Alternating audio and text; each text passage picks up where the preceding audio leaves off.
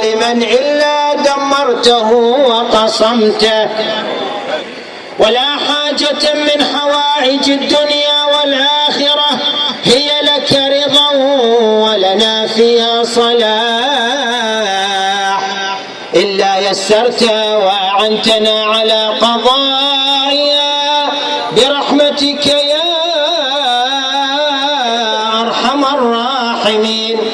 اللهم إنا نعوذ بك من شر الأشرار ومن كيد الفجار،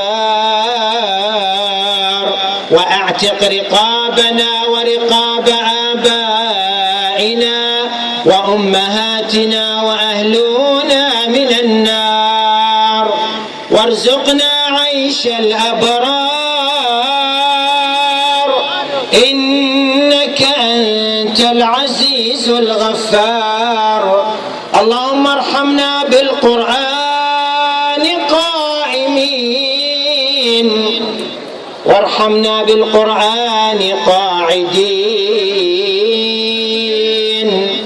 اللهم ارحم شهداءنا، اللهم ارحم شهداءنا، اللهم ارحم شهداءنا واسكنهم فسيح جناتك يا رب العالمين.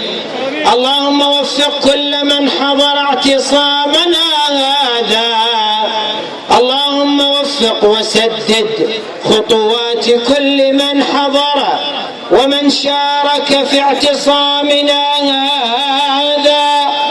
اللهم بارك لنا يا الله. اللهم سلم البلاد، اللهم سلم البلاد،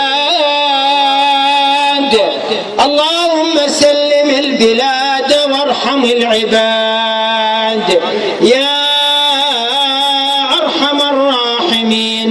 اللهم اقسم لنا من خشيتك ما تحول به بيننا وبين معاصيك، ومن طاعتك ما تبلغنا به جنتك، ومن اليقين ما تهون به علينا مصائب الدنيا. ومتعنا اللهم بأسماعنا وأبصارنا وقواتنا أبدا ما أبقيتنا، واجعله الوارث منا، واجعل ثأرنا على من ظلمنا، واجعل ثأرنا على من ظلمنا، واجعل ثأرنا على من ظلمنا، وانصرنا على من عادانا، ولا تجعل مصيبتنا في ديننا، ولا تجعل الدنيا أكبر همنا ولا مبلغ علمنا ولا إلى النار مصيرنا، واجعل الجنة هي دارنا ومستقرنا برحمتك يا أرحم الراحمين. اللهم إنا نسألك موجبات رحمتك وعزائم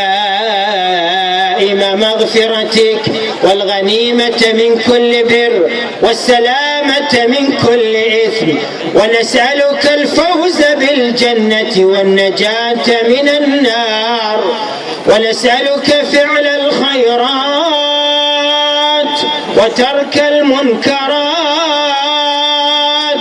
وحب المساكين. وإذا أردت بقوم فتنة فاقبضنا إليك غير مفتونين ولا فاتنين.